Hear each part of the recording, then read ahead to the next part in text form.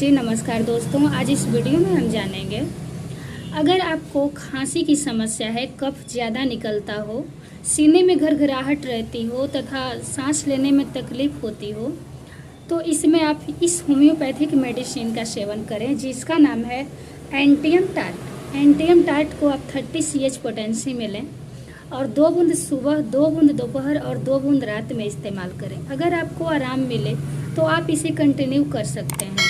अगर वीडियो अच्छा लगा हो तो लाइक करें और चैनल को सब्सक्राइब करें।